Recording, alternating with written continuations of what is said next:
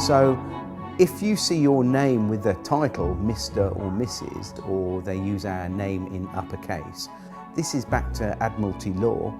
The legal fiction is an abstract term to explain a concept, and so is the term strawman. With debt collectors, people assume when a debt collector comes round that they have actual power. They don't. They have no power whatsoever. They only have the power that you give to them. What are you doing? Film this, please. Don't obstruct me. I'm not obstructing you. Right. Show us the warrant. So we don't consent. You need our consent. That's the end of it. Do you mind telling me who you I are? won't tell you anything. So you're a police officer enforcing laws, but you don't know every law, is that right? That's correct. 90% of the crime, or 99% of the crime they perceive that is crime, is actually called victimless crime. There is no victims, and crime can only exist if there is a victim. You know, we've seen police officers more interested in becoming debt collectors and enforcing policies, you know, such as speeding tickets and fines and things like that, because they're easy targets. Once you comprehend the difference between lawful and legal, and ultimately what your legal fiction strawman is, the fear of debt collectors, police, and authority just goes away.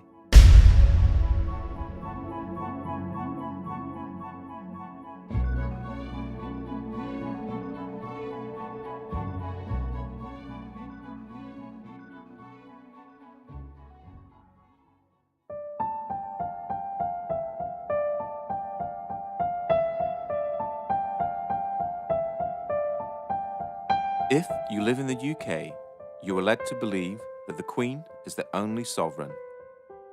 This is wrong.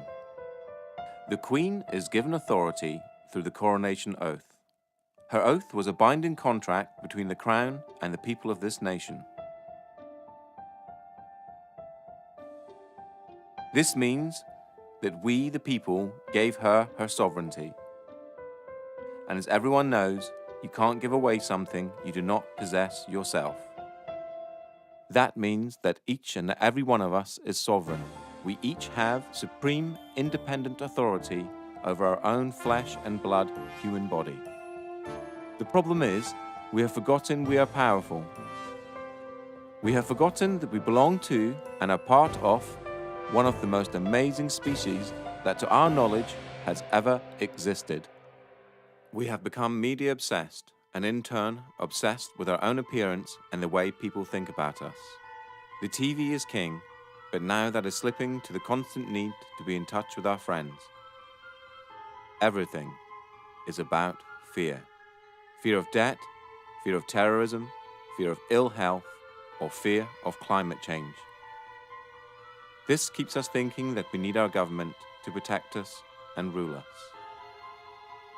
With all this distraction, it is no wonder that most of us didn't notice the massive fraud that our countries and nations around the world have pulled on us. But as you will learn, government is a creation of man, and a creation of man can never be above man. They always need your consent, and this is where your power really lies. With knowledge always comes power, the power not to fear, the power to take a stand against anyone or any corporation that threatens you, the power to say no. It has been said that you need to know that you're in a cage before you can escape from that cage. Let's look into how you're being tricked and how your power is being hidden from you.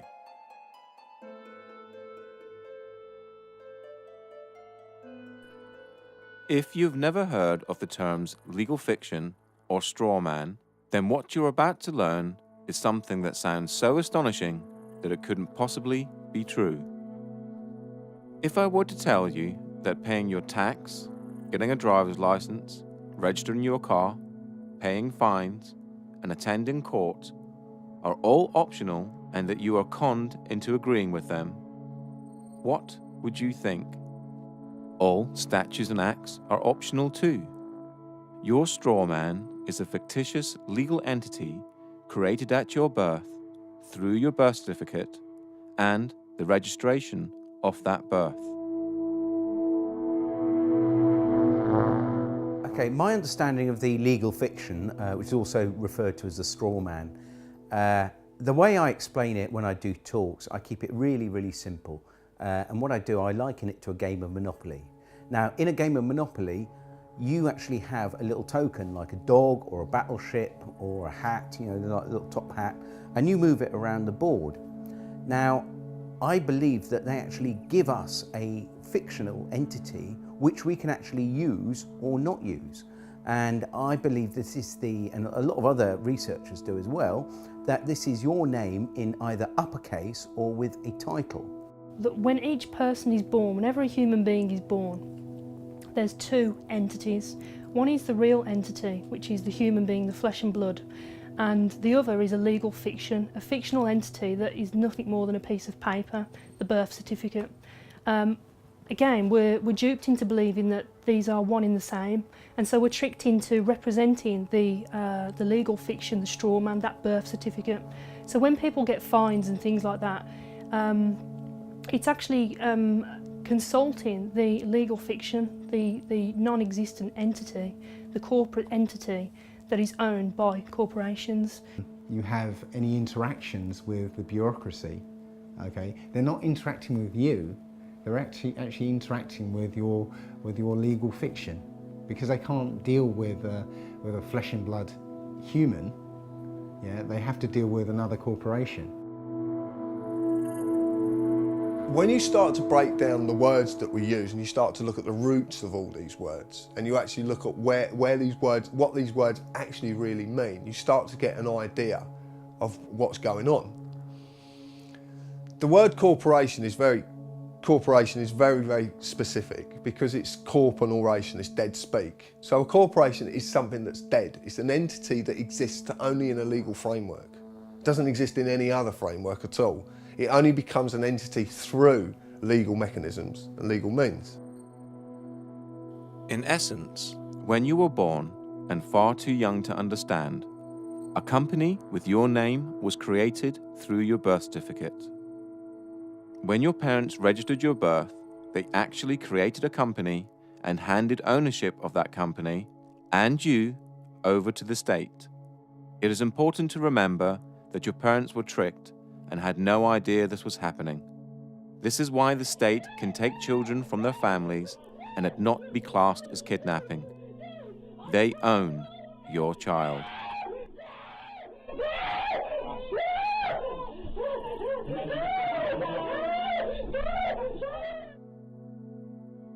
They own 1/10. Because they registered the child, they have 9/10. Possession is 9/10 of the law. But there's 1/10 floating about somewhere. And the government have claimed that 1/10. So when the child, because I've had it from social workers, at least now 3 social workers on separate occasions have come out of audiences and actually said to me, you're right in what you're saying is because we have to get the birth certificate within 48 hours of taking the child. And if they can't get the birth certificate, they have to reapply to be able to get the birth certificate. They have to get it because that is proof of who the slave is, what the slave is. And actually, in legal terms, they're actually only entitled to the birth certificate and not the child. To take the child on the pretense that they are this legal personality is theft. So in legal terms, it's kidnapping. But for social services, can use legal kidnapping because everything is okay as long as it has the stamp legal applied to it. That includes war, genocide, anything is okay as long as it's okay, it's legal. The same thing also happens when you register your car. You get a document back saying you are the registered keeper and not the registered owner. So yeah, obviously we've just spoken about registering children, and the other thing that we register though is our vehicles. And obviously either of those can allegedly be taken off you at some point in time, which is quite interesting. The 2 registered items are the things that can be taken. You are the registered keeper of your car. You're not the owner, you're the keeper in their eyes. Now they'll argue that point, and a lot of people will argue that point, but it's quite easy to quell this argument and say, well, okay, if you don't put tax on the car, then they'll come and take your car. Now, in the legal world, taking anything from someone without a legal mechanism to do so is theft. The legal system cannot deal with humans. It can only deal with pieces of paper. Only common law can deal with humans. So at your birth, they created a piece of paper with your name on it, in capitals, just like any other corporation. This is done to dupe you later in life into thinking that you are the legal entity and not you. Then imaginary penalties and cost are imposed on the strawman, and you, thinking you are it, pay them. And it's kind of like an overcoat, this legal fiction. You know, as soon as you put it on, as soon as they invite you to put this overcoat on, and you do so, now they can grab hold of the overcoat and throw it in jail with you in it. But until you put that overcoat on, they can't do anything to you because you are not that name.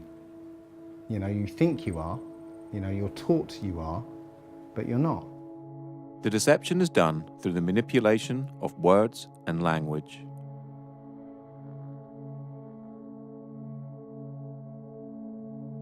But that to me is legalese. It's just jargon that no one really understands, and because no one really understands it, no one ever questions it. We basically have a discussion that everybody is taught incorrect, but because everybody's taught incorrect, they believe it's correct. Legalese is a whole language of its own. It's a complete legal jargon that's not really designed for anybody to understand it other than those that are supposedly supposed to be enforcing it. And it's something that's so complicated that not even police officers understand what they're saying. What is wonderful is that they create their own language called legalese, and it has a completely different interpretation from English. You know, we're supposed to have you know, this sort of understanding that we were within the law, and yet they're not even using the same language as we are. The easiest way to understand legalese is to realise that there are many English words that have more than one meaning, depending on whom you are talking to. If I were to ask you what a person was, you'd probably say a human being, but that's you or I. If you were talking to someone in the law society, i.e. a police officer, lawyer, judge, etc., they have a different dictionary to you or I, and person could mean company or corporation, i.e. the legal fiction. You know, if you tell a lie often enough, it becomes truth, or certainly the perception of truth. So legalese is jargon that nobody understands other than those who actually come up with a jargon that really, really deeply understand it. And even police officers don't understand it, or magistrates, or even judges for that matter.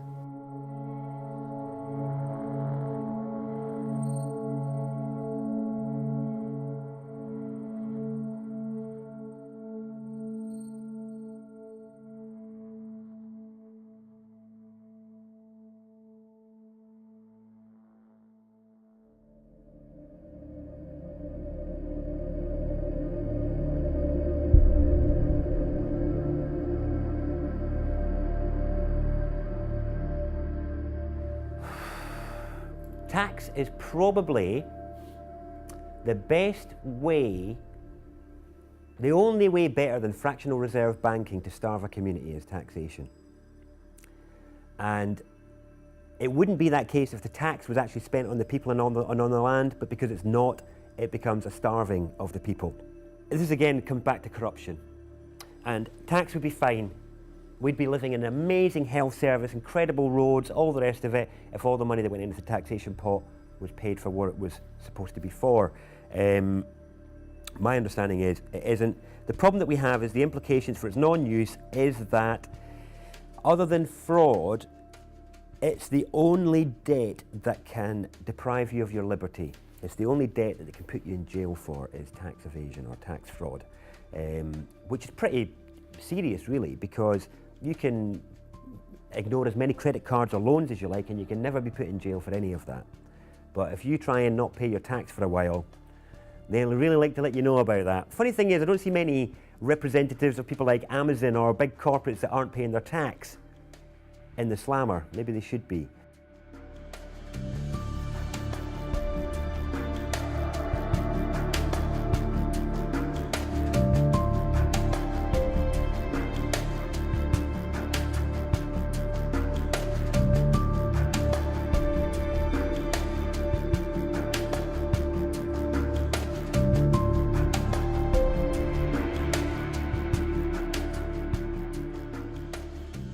Income tax in the UK first started in 1799 as a temporary measure to cover the costs of the Napoleonic Wars. It is still a temporary tax today, which expires each year on the 5th of April and has to be renewed as a provision in the annual financial bill. Income tax was withdrawn in 1816, but was re-established in 1842 and has stayed since. Because of this, human beings are the only creatures on the planet that pay to live on it. The government does not own the product of your labor. If they did, you would be a slave. Since they do not own the product of your labor, then taxation can be defined as theft, or more accurately, extortion and blackmail. No man can own another, so no man can own the fruits of another man's labor. Most people will argue that it is a necessary evil, and that it's legal because the government say that it is. How else would we pay for hospitals, police, roads, and so on?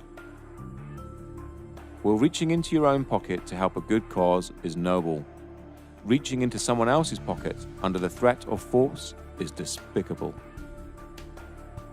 Here is a quick analogy. I run a construction firm, and I knock at your door and demand £10,000 to build an extension, or I'll take all your stuff and throw you in a cage. Essentially, that's what the government do when they tax you. They say they're going to supply you with services and protect you, but if you don't pay them, just like the mafia, they are the ones that come after you and use force and violence to get the money out of you. The trouble is, most people never look at these situations from these angles, and so rarely see the deception that is constantly being pulled over our eyes. A large percentage of all the tax you pay is used on war, bailing out the banks, and paying off the national debt. It has been calculated that 47% of all your income is spent on tax. You work 5 to 6 days a week and get to keep 54% of your wages. Then you have to pay for your mortgage or rent, gas, electricity, water, food, clothes, and that's just the basics. No wonder both parents have to work and work constantly, unlike families of just 50 years ago. You are a slave, and you're in a metaphorical cage that, just like Neo, you cannot touch, taste, or smell. A prison created by the mind of man. Governments essentially run human farms and feed you the perception of freedom. Governments do not make money within themselves. The government's primary function is to trick money out of your pocket and feed it into their business, so they can carry on with wars, deception, and human farming, all in plain sight.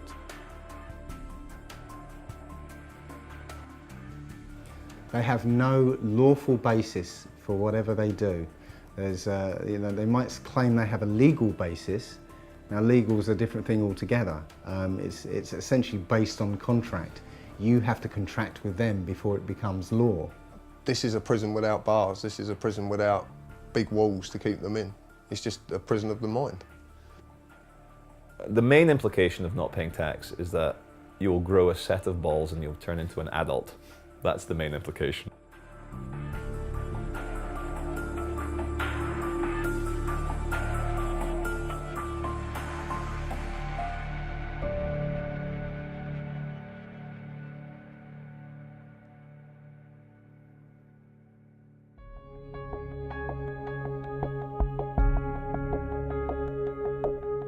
The three functions of money are distinguished as 1. A store of value or purchasing power, the ability of an item to hold value over time. 2. A medium of exchange. Money serves as a medium of exchange, i.e., an asset that the sellers will accept as payment. A medium of exchange allows people to eliminate the use of barter. 3. A unit of accounting, a way of placing a specific price on economical goods and services.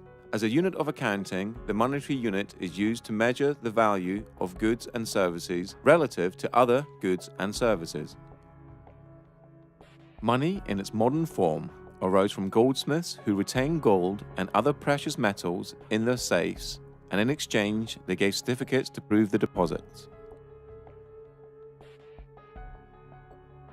People then started to exchange the certificates for goods and services, and the goldsmiths very quickly realized they could make a lot of money out of just looking after other people's valuable goods. They're now no longer a goldsmith, but running a deposit facility, took in gold and other precious metals as deposit and issued deposit notes that the public used as money, backed by the gold in the deposit facility's safe.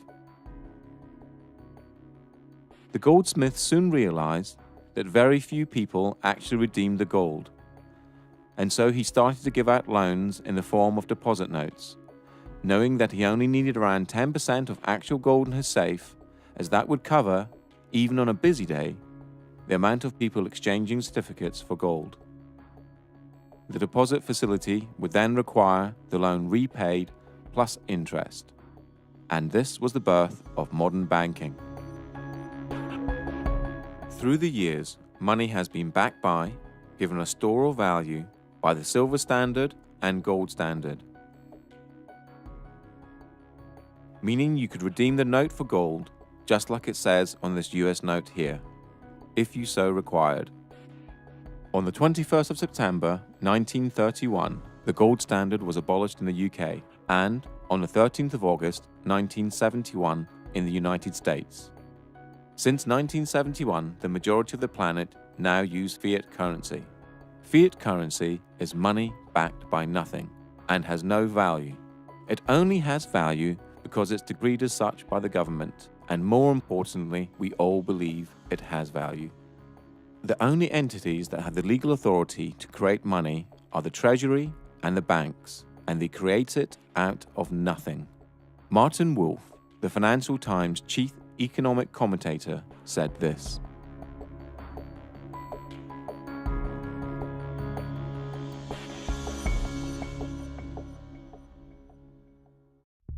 only 3% of money is physical and 97% is electronic, and this electronic money is completely controlled by the banks. To repeat again, the banks create money out of nothing and then lend it to you and ask you to work using the most precious commodity on the planet, your human energy, to pay back the loan plus interest. Money is essentially a claim on human labor and can also be defined as debt. A debt is created for you to pay back.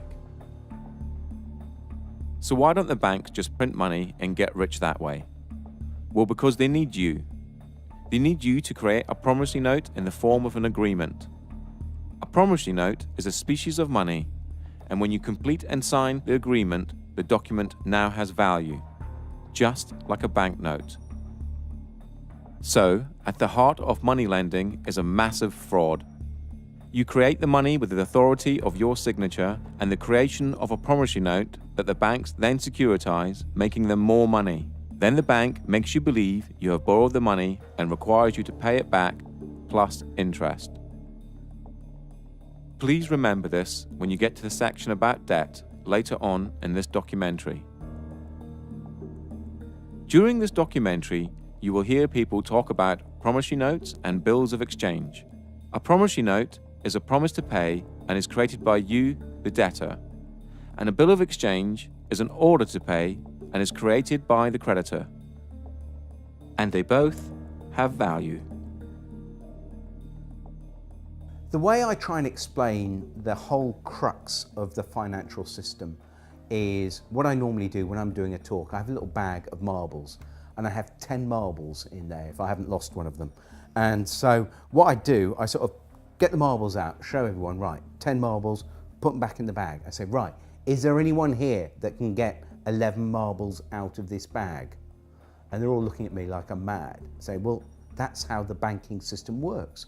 It's absolutely crazy because what they do, they create a certain amount of money, but then they want more back. But hang on, that interest that they want more back doesn't exist. It can never exist. So two things have to happen as a result. one thing, the supply of money, or marbles, whatever we're talking about, has to increase. Not only does it increase, it has to increase exponentially, more on top of more. So it's basically, the curve is going up and up and up and up. The other thing that happens is people are always, it's like musical chairs. You know, if we all stand up and dance and then we all sit down, but a chair is taken away, somebody is going to end up on the floor. Somebody can't find that money to pay back because that money does not exist. And this creates the poverty and crazy competition and not enough to go around. And this is the biggest problem with fractional reserve banking. Well, you think about it, they don't teach us at school anything about money. I mean, money is about the most important thing in this society. Why don't they teach us anything about it? They can't, do they? They can't. It's a confidence trick. Yeah, you know, and it's 180 degrees from the way we think of it. You know, we think that money comes from somebody else, but it actually comes from us. Yeah. You know, when you get a loan, they present you with a loan agreement. Yeah. What do you think that loan agreement is? What is it? It's a promissory note. Yeah. I promise to pay back 3 times the amount if it's a mortgage, you know. So, but what they do with that promissory note, they monetize it. They put it into an account and cash it.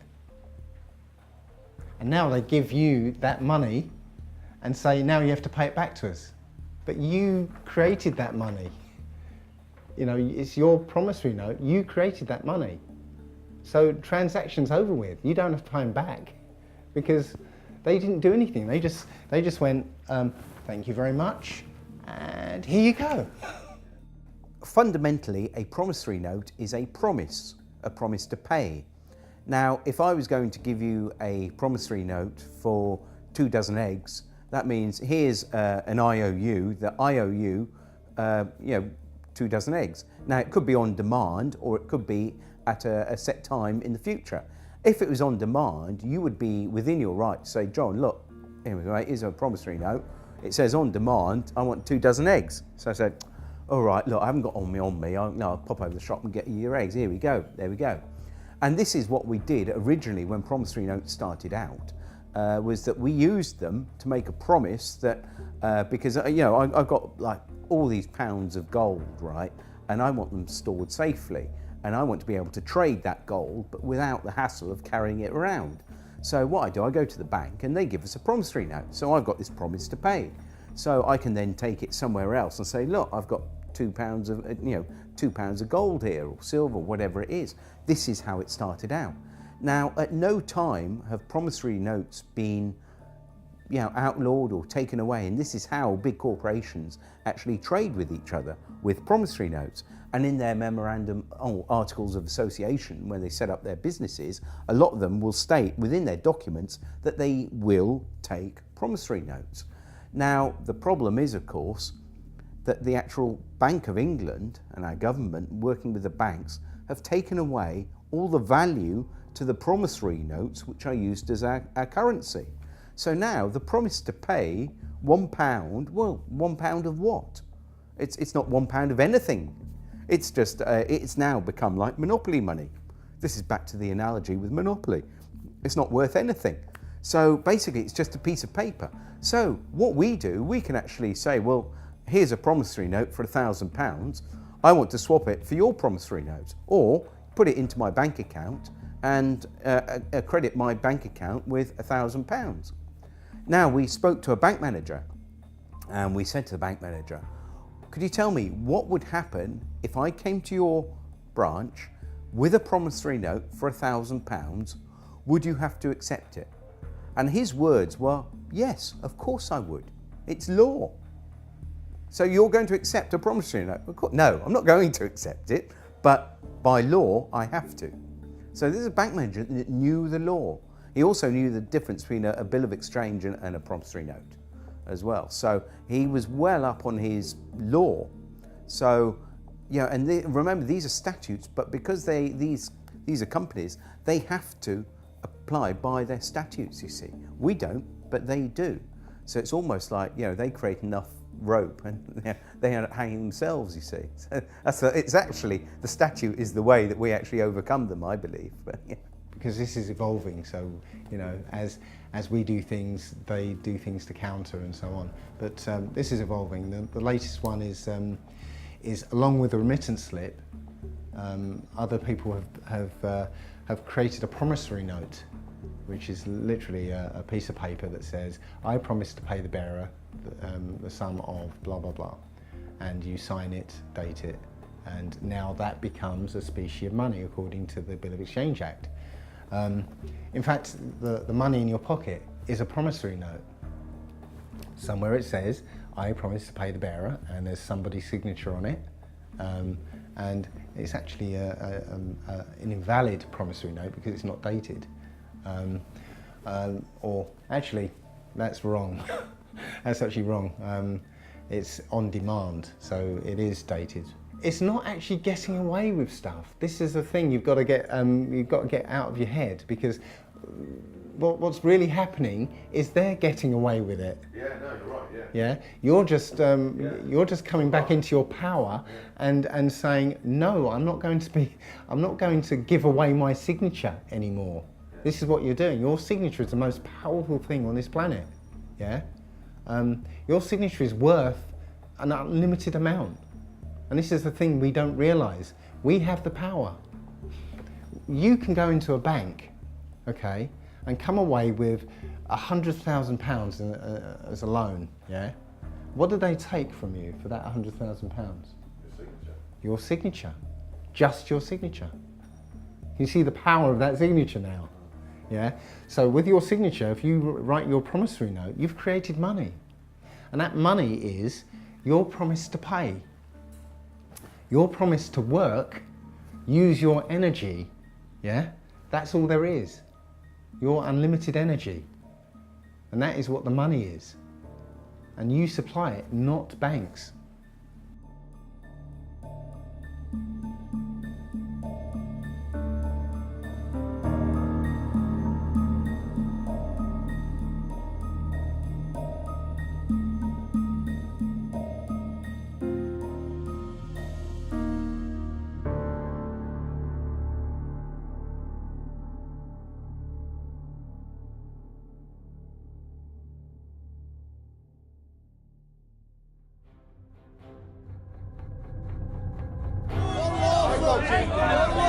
Don't assault me! Don't assault me! Walk back! Don't assault me!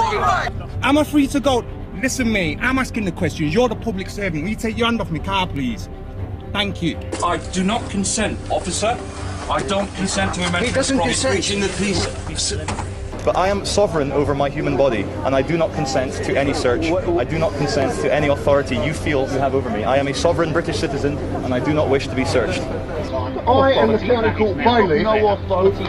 Excuse me, it's our right to film you. It's our right to film you. Yes, it is. Under what law are we not allowed to film you? Because I'm telling you not to. Yeah, but you have no authority to tell me not to film. Because we're in a public area. James Parisi with the Quincy Police Department. What is your name, sir? That's good to know, sir. Yeah, what is your name? Well, I don't think that by law I have to identify myself if I'm on the sidewalk minding my own business and there's no laws being broken. You said, look mate, I can't give you the full section. Can't give you the full section because you can't expect me to know it, is your words. Yeah? And I'm saying, well, if I can't expect you to know it, you can't expect me to know it. Over your details. Can you show us a warrant, please? I think we've got a warrant for the arrest. Can you show us a warrant, please? Show us your documentation. Show us a warrant, please, with a wet signature.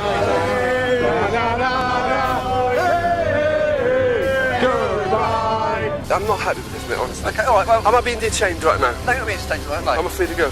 Sorry? Am I free to go? Not at the moment, no, because I need to... Well, am I being detained or arrested right now?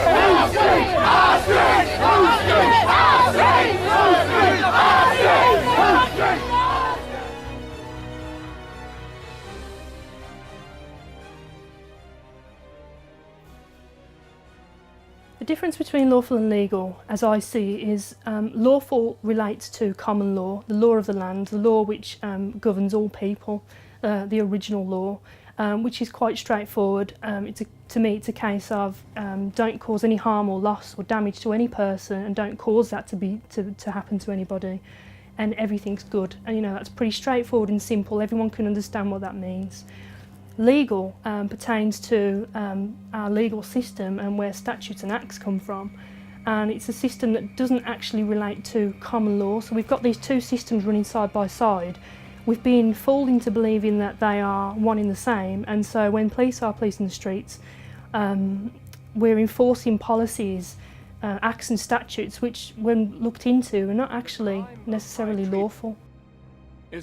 Common law is the law of the land, and laid down over centuries of court cases in front of juries, humans making law for humans. For the severest measure of punishment.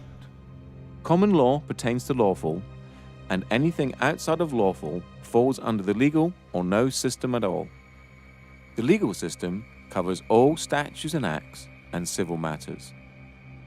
Things like owing money to banks, not paying fines or tax. Basically, anything that isn't criminal. For there to be a crime, there has to be an injured party. In this case, a human. And there are three basic principles that all law needs to apply to. They are as follows. Do not breach the peace. Cause no one else any harm. Cause no one else any loss. Do not use mischief in your promises and agreements. Apart from that, everything else is free rein. Lawful refers to the natural law, the law of the land. Okay, and that's not causing any harm to anyone, obviously not stealing from anyone, and not using fraud in your contracts. So basically, you're not doing any harm or trying to get one over on anyone else. Legal refers to the statutes, which I mentioned earlier, and the statutes are basically all the rules of society. And not just, we haven't just got the UK statutes, but we've got all the European statutes.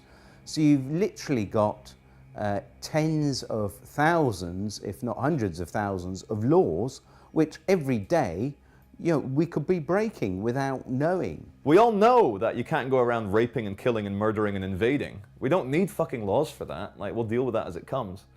But anything other than that, what you want to smoke, where you want to live, where you want to take a shit, who you want to insult, not a fucking other adult on this planet. Like, what are you, my dad? Are you my fucking dad telling me what to do? Like, that's how I feel now when police or control freaks try and give it to me.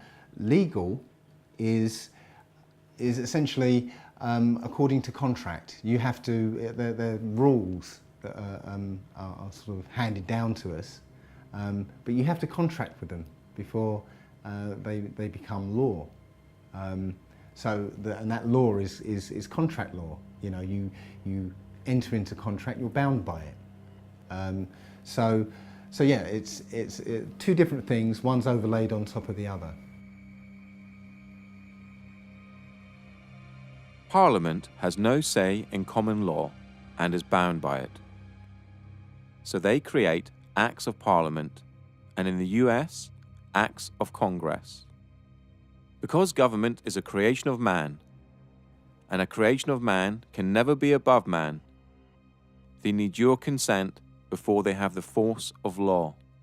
The principle of by consent, if people don't realise, is that we obviously have police because we want them, and that we only have to do what they say if it's reasonable, if we consent to what they're asking to. That is the principle of it for me. Obviously, the larger issue is the assumption that everybody who's walking on this land has given consent to be policed by these people. And that's an assumption that most police officers in this country live by without realising that it's not true, and this is where diplomatic immunity is a good example of where, well, actually the consent isn't given and the police don't have the power to act. Another good example that shows it's all about jurisdiction is that our police have no power at all at the American embassy. But that's on our land, isn't it? And that's another example. Embassies are a good example that shows that jurisdiction is portable. It's not tied to land, it's tied to the party. So I can carry my jurisdiction with me, which is the whole principle of sovereignty in general. My understanding of policing by consent is that, as I said earlier, when a law is passed for it to be lawful, it has to have the consent of the people. People have to consent to that law and consent to abide by it. But unfortunately, I think we're in a system now where that obviously doesn't happen, but people don't realise that by verbally agreeing with, let's say, a police officer in relating to a parking ticket, that you're entering into a verbal contract, and by agreeing with what the officer is saying, you're consenting to being bound by the law, or whatever the law is. And people, when we say words like "do you understand," when a police officer says to you, reads the caution and says "do you understand," what they're actually saying is, do you stand under our authority? Now again, you know, I didn't know this as a police officer, and even the words that are spoken as a police officer, police don't even necessarily understand themselves. So I believe that people have to consent to a law for it to apply to them in the legal sense, because it's not common law.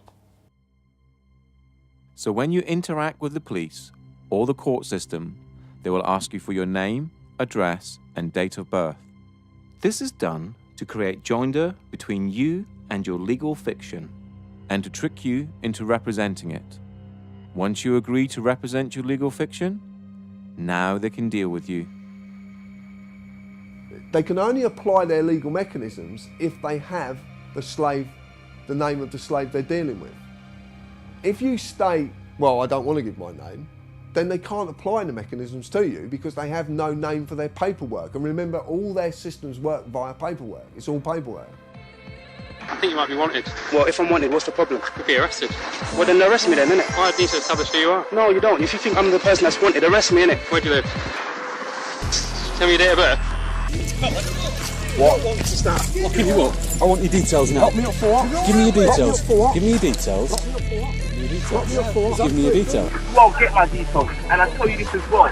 Yeah, I tell you this as well. I'm not a criminal. I'm a peaceful man sitting out there. I just burn down the system of corruption and pollution that will not represent. But in the meantime, I'll leave you to it, but obviously if there are any problems, then I'll have to come back and obtain your details and speak to you further. Look, you have no right to just leave me to it. You have no right to say you're going to come back and ask for my details. I'm me, he's him, yeah. You're you. That's our details. Oh yeah. Am I obliged to give you my details? We've spoken to you. Yes. Okay, we've asked you to leave the store. Yes. Wait a second. Give me your details. And you have my details. Am I obliged to give you my details? You're not obliged to give me your details. Oh great, okay. Why? How you define yourself under the sex crime definition? Am I obliged to answer that, sir? It's entirely up to you. I do not wish to answer any questions, sir. You don't have to, I'm just asking you. Am I obliged? You're not no, obliged. I'm not obliged. No comment. Okay, that's fine. What are you doing? Am I obliged to answer that, sir? No? No comment. Okay. Are you going to answer any of my questions? If I'm obliged, I will, but if I'm not obliged, then I won't be answering any questions. Oh, that's fine. Are you going to tell us your name or not? Am I obliged? And then you're getting out your van and coming over and trying to intimidate me. Go back in your van and go away, there'll be no complaints. Stay here, I'll be speaking to your sergeant about all of you. Right, so you're demanding now, are you? Or are you requesting that I give you my details? Right, well, I would politely decline your request. Why is that? What's your reason for declining? Privacy. You got an ID or driver's license on yourself? Yeah. See how it goes. Nope. Not gonna do it. What's your name and badge number? Officer Carlson, ID 7345. Okay. Am I being detained or free to go? Free to go whenever you want to. Thank you, sir. I'm asking again, am I obliged to give you my details? I'd like to, because I'm going to do a name check. I got it. I'd like to see if, I got it. if you're banned from this area or okay. whatever. Well, I'm asking you again, I know you'd like to, but the reason, just to explain to you, the reason I don't like to give my details is because I don't trust where those details go. Do you understand? You well know as well as I know, sir, that in order for you to ask me my name, you have to suspect me of committing a crime. You know and I know that you don't suspect me of committing a crime. You're just poking around where you don't belong. Okay, is there a problem, officer? Constable. Basically, under section 163 of the Road Traffic Act, I'm allowed to check your documents. Of course you are. And I know I'm not obliged to give any details whatsoever. However, I'd like to know, is there a problem? I don't even have to speak to you unless you're going to arrest me, mate. You got some mental health problems? No, mate. No, I just know my right to remain silent. Well, No, I didn't. Yes, you did, mate. When the camera was not on. That's what Sir, you said. Have you okay? got a contact phone number? Right, no, I haven't got a contact phone number. I'm not obliged to give any contact phone number. All I would like now is my card back. I'm not accepting any paperwork from you guys, and I want to go on my way. I'm going to be detained right now. Legally, yeah? Legally, you're meant to confirm your name and address to me. Lawfully? Hold on. Lawfully? Lawfully? Yeah, lawfully. You're supposed to answer me. You're a public servant. What? No, you can't see my ID. Can I see your ID? I'm glad you brought that up. Can I see your ID? I see your... I haven't got the vehicle. You're going to have to give us your details, okay? I don't have to give you any details. You're going to have to. Call the sergeant, mate. I don't have to give you any details. No, ma'am, you may not. I am talking to and investigating something now. I can. You're investigating me for what crime? I didn't say it was a crime. Okay, then there's no probable cause or reasonable suspicion for me to provide it. Because. And then what would you do if I was to say that I don't have a name? Like, how would you look me up or anything like that? Well, we wouldn't. Because if I stop you like this to have a chat, and I ask for your name, you don't have to tell me. Yeah, no, I'm just glad you know that, because a lot of police officers where I'm from don't actually know that. You don't have to give me a name. The only time you have to give me a name... You caught me breaking the law. Or, well no, even then you don't, because you can be booked in as unknown. I suppose, I could replace. The only time you're legally obliged to give your name, address and date of birth is when you're driving a car. If you haven't broken any laws, you don't have to do anything. You don't have to interact with the police if you don't want to. If they come up and try and engage you in conversation, and you haven't done anything, then you don't have to engage in conversation with them. You can you're free to walk away. If they want to detain you, they need reasonable grounds to do that. And if they don't have reasonable grounds to do that, then they're actually in breach of their oath, and they're liable. With statutes and acts, the consent of the people, those are the people that's there to govern, has not been obtained. And so, it's frowned upon. It's very much a grey area, and police are being used to enforce statutes and acts of the legal system, and not really understanding what that means and what it means as a police officer to police. I believe that Black's Law Dictionary states that a statute is a legislative rule of a society given the force of law by those who consent. So a statute it doesn't actually say a statute is a law, says it's a legislative rule of a society given the force of law, but only by those who consent to being in that society or consent to the fact that consent to the law. So if you say to a policeman when they stop you, I'm sorry, I do not consent, I do not understand, that is, I do not stand under you, then you can step away from that. But it's important that you uphold the actual natural law. And of course the policemen and magistrates and also the Queen, they all state oaths to the law of the land. So you can ask an officer if he's actually, are you on your oath? So it's important that we can actually get them on their oath, because they don't swear an oath to uphold the law of the sea or statutes. They swear an oath to uphold the law of the land. If you're pulled up by the police and the police say to you, can I have your name? And you say no, which officially you don't have to give your name. It's actually on the Metropolitan Police site itself. It actually says you don't have to answer their questions. But if you don't answer their questions, they're going to do one of two things. If you get a good copper, they're going to go, okay, not a problem, you haven't really done anything wrong, we'll leave you alone. You get a bad copper, then you're going to get dragged to the floor, roughed about, cuffs on, you'll be dragged down a station where you will be bullied and coerced into giving your name in the end. And if you don't, they will just keep you as long as they possibly can. To lock any human being in a room that they can't leave, and especially in a room that has the very, very bare essentials, is torture. So remember, if you haven't broken any laws, no one has the right to tell you what to do. We are all equal in the eyes of the law, from the Queen to the police and to you or I, and we are all innocent until proven guilty.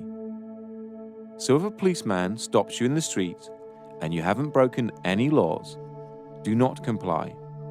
Always ask am I detained? Or, am I free to go?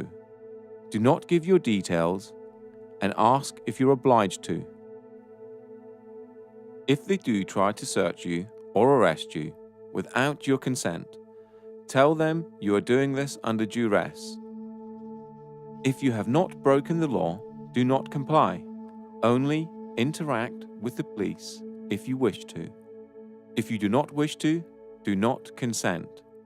The more of us that do not comply, the less likely this country will become like Nazi Germany or Communist China.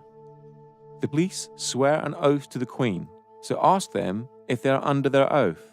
If they reply yes, they are bound by said oath and can only uphold common law.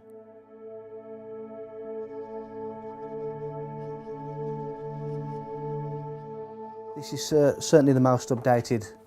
When I joined it was slightly differently worded to this, but this is probably the most updated, and it starts with I, you state your name, of, you state whichever police force you are serving, do solemnly and sincerely declare and affirm that I will well and truly serve the Queen in the office of Constable, with fairness, integrity, diligence and impartiality, upholding fundamental human rights and according equal respect to all people, and that I will, to the best of my power, cause the peace to be kept and preserved and prevent all offences against people and property, and that while I continue to hold the said office, I will, to the best of my skill and knowledge, discharge all the duties thereof faithfully according to law.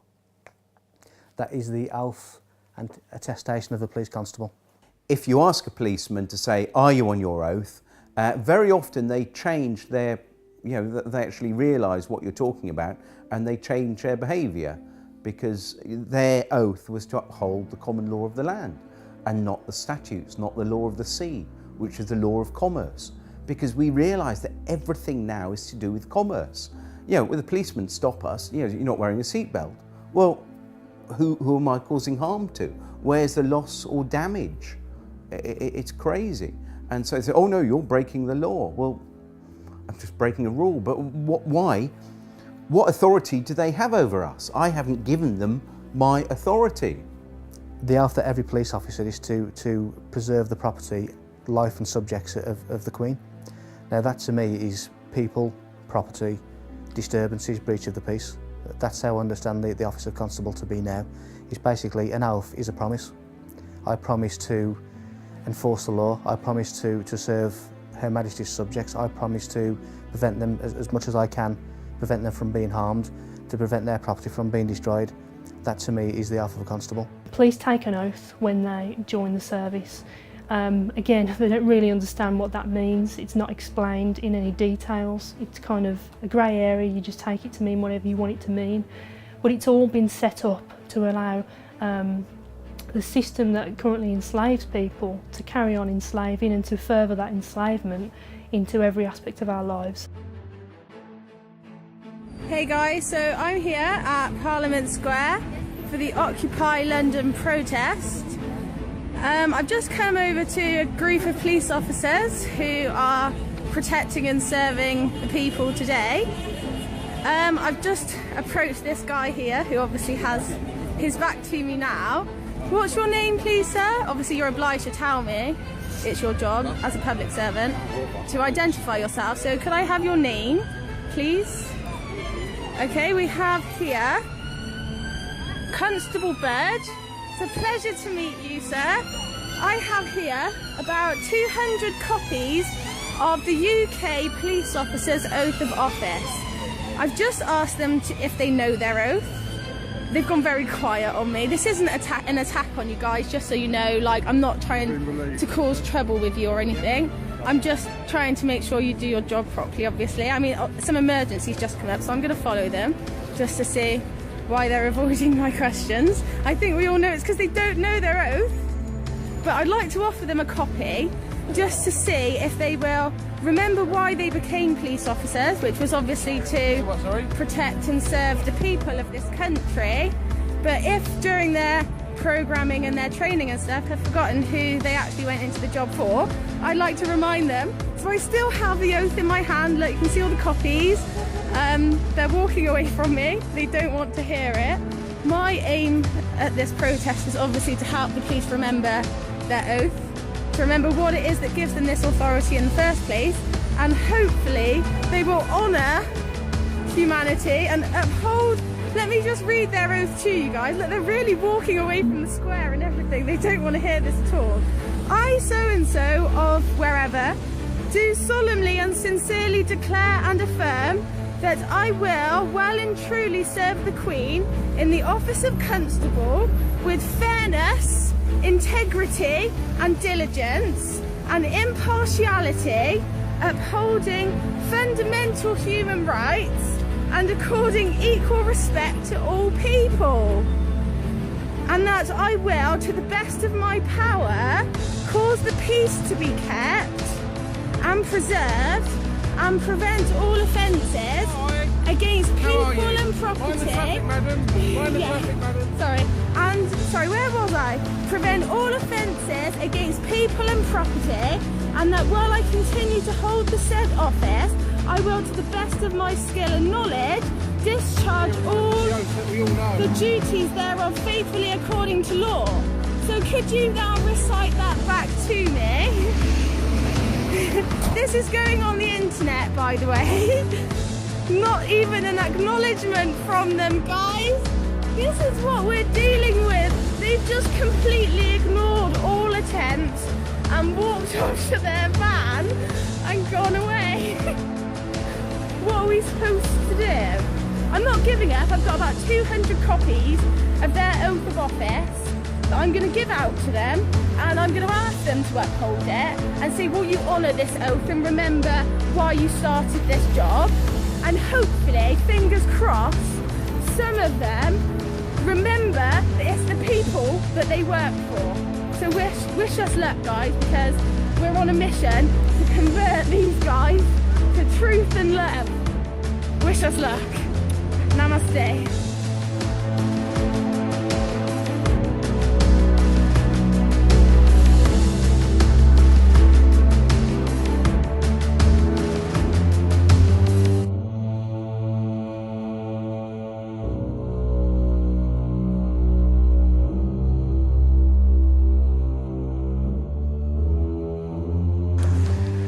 How are you insured? Excuse me, take your hands out of my camera. Today?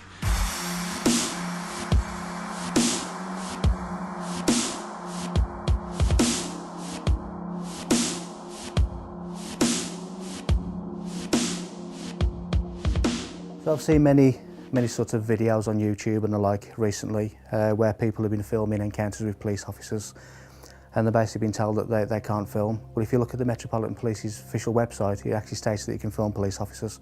If it's in a public domain, if it's in a private domain, then obviously that may well be different, because there's certain laws of corporations and whatever that may prevent that. But certainly if you take a camera or a phone and you record the encounter, there's nothing illegal about that at all.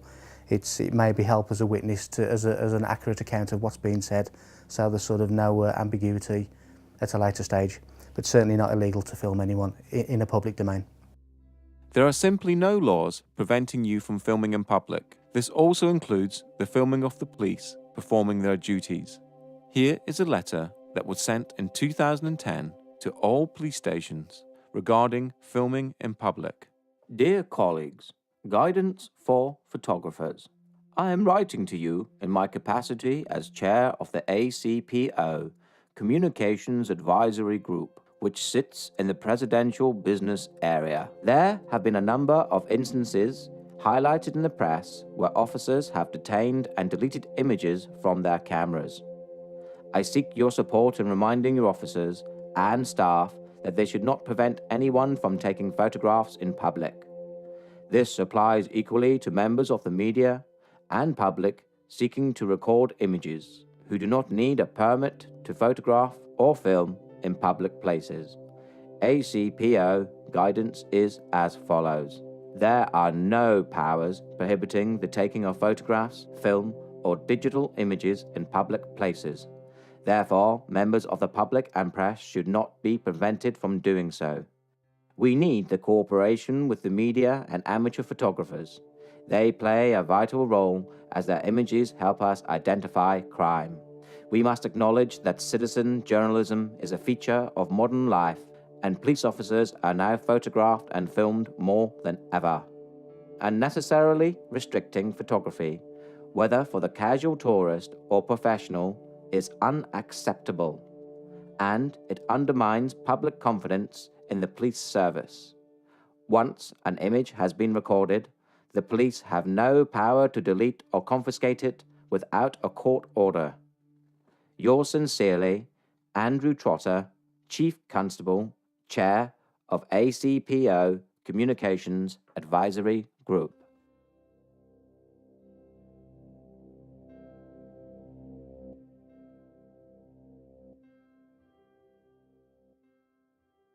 As a professional television cameraman or a member of the public, I am allowed to stand in the street and shoot.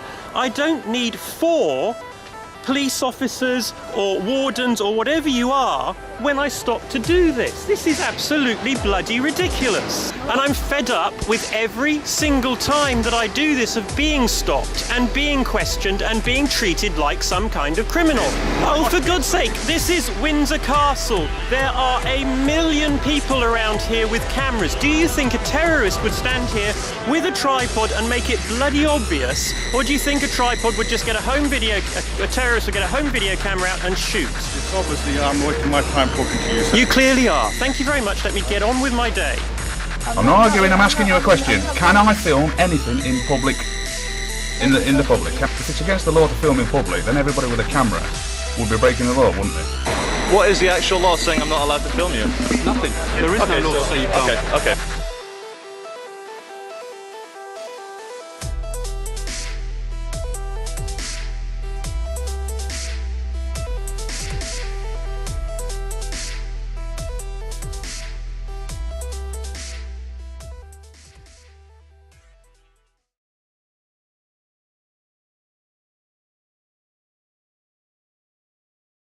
There is only one act that gives police blanket powers to search the public, and this is Section 60 of the Criminal Justice and Public Order Act 1994.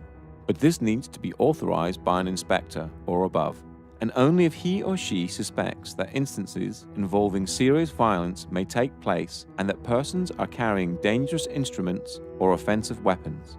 The order will cover a specific area, normally a town or suburb, for a period of no longer than 24 hours. In a nutshell, if there has been a riot or a gang fight or something of that nature, a Section 60 may be brought into force, and anyone in that area can be searched without reasonable grounds for suspicion. All other bases for searches need reasonable grounds for suspicion, and they must follow go wisely. Officers conducting a stop and search will work through a process called go wisely. If officers do not follow go wisely, they leave themselves open to an assault allegation and the search itself being unlawful. The police currently have over 20 stop and search powers. They are mainly for weapons, drugs, stolen property, or articles intended to damage property. Those made using powers from Section 1 of the Police and Criminal Evidence Act, commonly referred to as PACE searches, are the most common. Go wisely is a mnemonic that was created so the police could easily remember the terms laid down in Section 1 of PACE. Section 1 of PACE is the foundation document for all searches that require reasonable grounds for suspicion. In this modern age, it is very easy to download the documents from the website supplied, such as Section 1 of PACE, a breakdown of Go Wisely, etc., and keep them on your mobile phone, so if you do ever have an encounter with the police, you have evidence straight away to show them that you know what they require to make the encounter legal. If a police officer insists on searching you, do not resist. It will only end one way. Tell the officer that you're alarmed and distressed and you are being searched under duress, and make it very clear that you do not agree with the search and only sign the paperwork if you want to. Signing the paperwork means you agree to being searched. Take a lesson from the previous section and always film your encounters with the police. This tactic works twofold. Normally, when you pull a camera out, the police completely change their attitude and work to a more professional standard. Secondly, you have evidence of the entire encounter in case the police officer tries to make any false allegations against you. If you are being searched under the Misuse of Drugs Act 1971, the police officer must comply to go wisely as laid out in PACE Section 1. The root power for the search comes from PACE Section 1 and they must adhere to it. If the police do not follow PACE Section 1, then the search can be considered unlawful and an assault charge can be filed against the officer or officers, as with R v Bristol 2007, where the police refused to give their name and the station they were dispatched from. From the mnemonic, go wisely, the most important aspects for you to question are grounds, object, and lawful reason. Ask the officer what are the grounds for the search and the object of the search, what he thinks he will find, and what laws allow him to do this. This is important because the police have to justify why they have stopped you and record this, and asking the questions makes it harder for them to stop you without reason. The point to all this information is, the police cannot search you unless a Section 60 is in place, without reasonable suspicion. You can, in such cases as a drug search, refuse by not giving consent, as laid out in the Drugs Act 2005.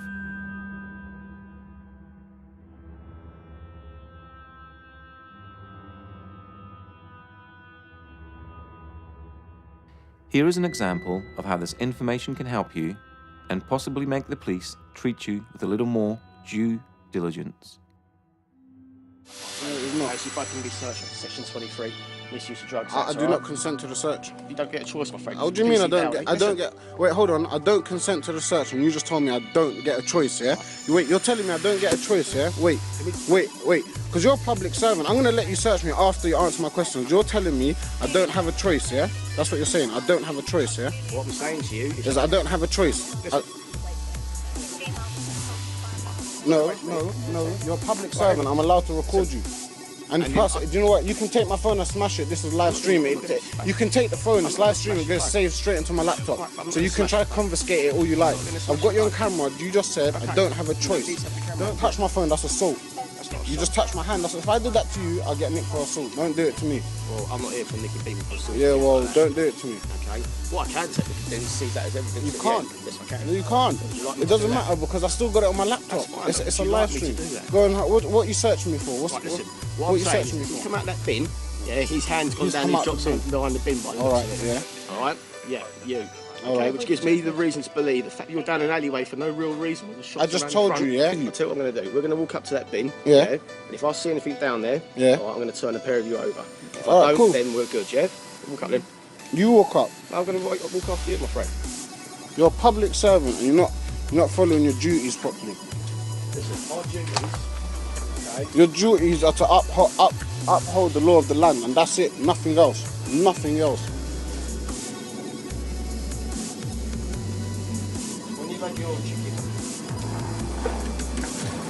You're not obliged to tell them, bro. You don't have to tell them. And I'm telling him the law, innit, just in case he doesn't know. He doesn't have to tell you. I will not calm down. You don't have to tell them your name, Phil. If you want to, you can, but if you don't...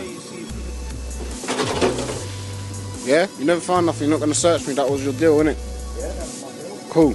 And now I need to ask you a question. Are you working in accordance to the oath that you took to become a police officer? I need to answer that question. Of course you do. You're a public service. You're a public servant. You have to answer all questions.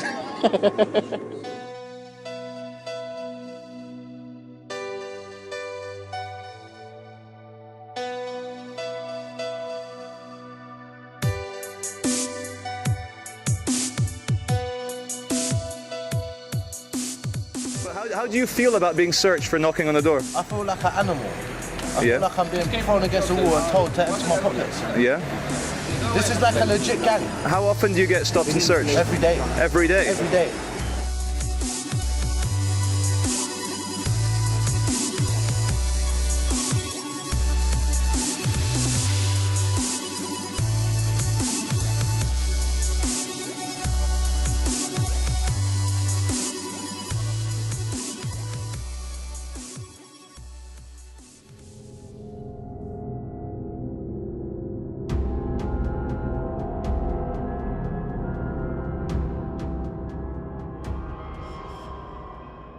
If you are being stopped by the police under Section 163 of the Road Traffic Act, which allows the police to stop a person driving a mechanically propelled vehicle, you could argue that you are not a person and that you're not driving, you are just travelling, which would all be true but will probably get you nowhere.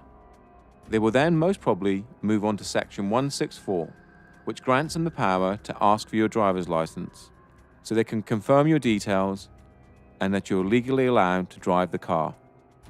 Now, since this is an act we are talking about, there is no law saying that you must give your name, but by having a driver's license, registering your car and paying road tax, you sort of agree to it through conduct, to the rules of the Road Traffic Act, that is.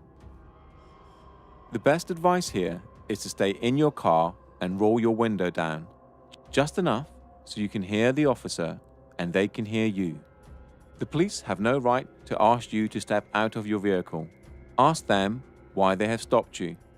If they reply Section 163, Section 164, or Section 165 of the Road Traffic Act, it is just to check documents, so give them your license or give them your details. If they require any further details, for example, your insurance documents, ask them for a producer. This is laid out in Section 165 and allows you 7 days to produce documents at a police station of your choice. This could also be the key to not having your car towed if the police cannot confirm you have insurance. It is clearly laid out in Section 165 that you have 7 days to produce your documents before it becomes an offence. The police have no right to grab your keys out of your vehicle if they are stopping you under Section 163, 164 or 165 of the Road Traffic Act. If you wish, respectively decline to answer any other questions. Officers have to be in uniform to enforce the Road Traffic Act, as it is a statute. Plainclothes officers cannot use Section 163, Section 164, or Section 165 of the Road Traffic Act, or enforce any statutes or acts that do not contain a criminal element. Through extensive research, the makers of this documentary now believe that the majority of PACE, stop and searches and stops under the Road Traffic Act, Section 163, are for intelligence gathering purposes, and this is why they are on the increase and officers are not trained or forced to remember the wording of individual acts, as it would contradict with what they are doing.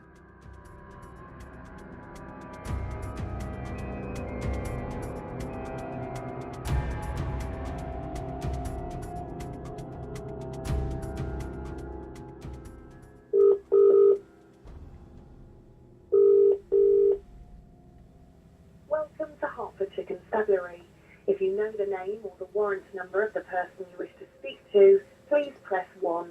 A new trend is occurring with police searches, and it has to do with the taking of mobile phones to check the IMEI numbers. You right, Sarge? How you doing? You okay? I'm fine, thank you. You don't want to give the officers your details? Yeah. What, is there a reason for that? Because I haven't committed any crime and I don't think I'm obliged to. No, you don't have to. Yeah. What we will do is we do an IMEI check on your phone though. We have been told to do that. What's that? Check your phone to make sure it belongs to you. Okay? It belongs to me. It was given by my girlfriend. Yeah, we're entitled to do that, okay? Okay. So if you can hand your phone over to the officers and we'll do a check on that. Okay. You have to do that? Sorry? Am I obliged to give you my phone? Yes. Yeah, you are. Alright. We're checking to make sure I've got that on record. Now everyone has a mobile phone, and I would think it very difficult for them to say they had reasonable grounds to suspect that the phone was stolen, unless the officer's information was intelligence-based. After an extensive search online, nothing came up, so I called the police to ask them. Here is that conversation.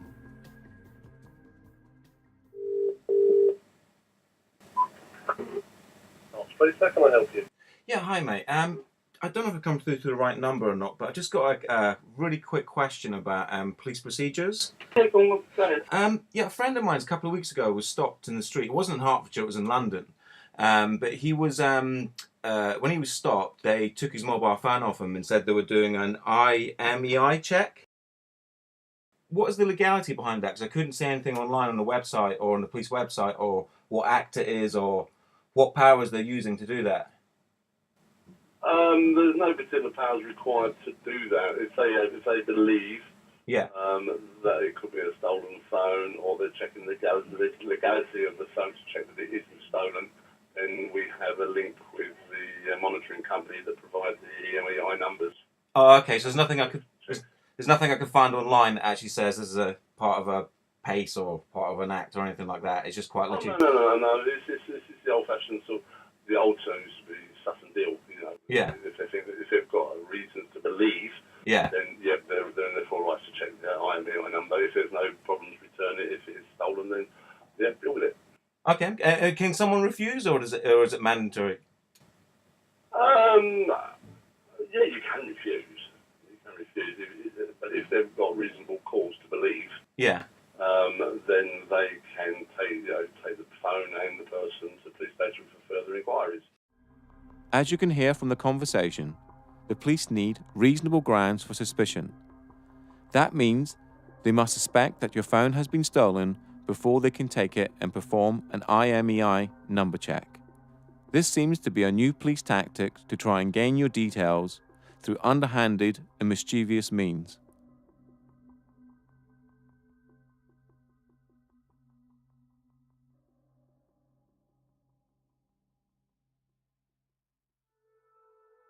A breach of the peace is an old common law concept which is used to prevent unlawful violence against people or property.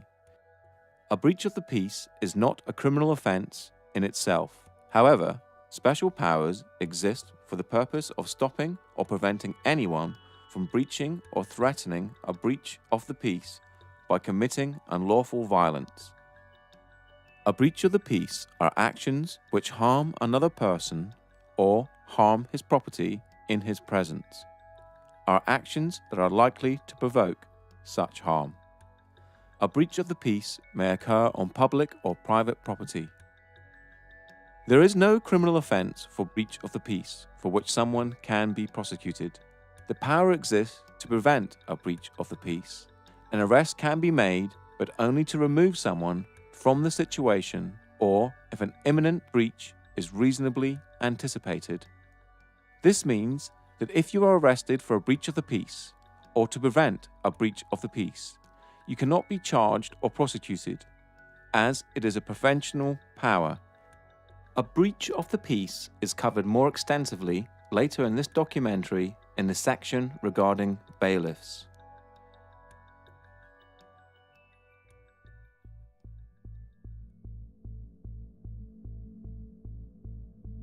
Section 5 is probably one of the most abused powers the police have in their arsenal, and a police officer can arrest without warrant if he believes you're in breach of this section. Since February 2014, the word insulting has been removed from the Act to move into line with Article 10 of the Human Rights Act. This means you can say whatever you wish as long as it's not aggressive in nature or provoking violence. The best advice is to stay calm and not swear or make threats, and as long as you have not broken the law, harm, injury or loss to a fellow human, you will be fine. Just remember this: most police officers respect being respected, and you will have a greater chance of moving on with your day if you do so. But always stand up for your rights. These are the most common types of police interactions, but there are many more acts they could use to try and stop you in your everyday life. Just remember that it is all online, and you have the right to check if you doubt what the police officer is telling you.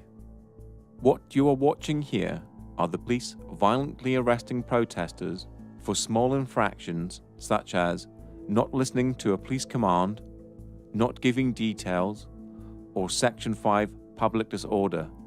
They have committed no crime and are now essentially being tortured. The police seem to be able to get away with horrendous acts towards people and in some cases treat the general public worse than criminals. For example, imagine someone is arrested for assault, then taken back to a police station and refused to give his name. Would the police then throw him to the ground and assault him until he gives his name? The answer in most cases is a resounding no. That would be torture. Article 3 of the Human Rights Act, that was incorporated into English law in 1998, states, "No one shall be subject to torture or inhumane or degrading treatment or punishment." Another case similar to this would be smashing someone's window to enforce the Road Traffic Act, essentially breaking a law to enforce an act, a rule. The police need to go back to policing, preventing a breach of the peace and protecting people and property. Upholding rules should never be done by force. You are a sovereign entity, and no one has the right to tell you what you should or shouldn't do or how you conduct your life if you haven't broken any laws. If someone had that power over you, then you would be a slave. Think about it.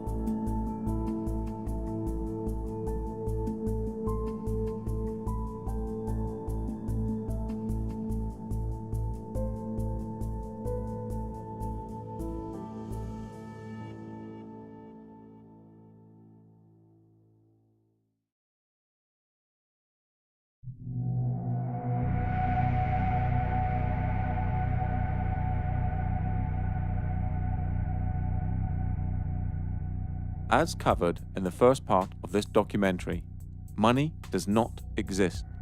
It is a figment of our imaginations and is backed by nothing.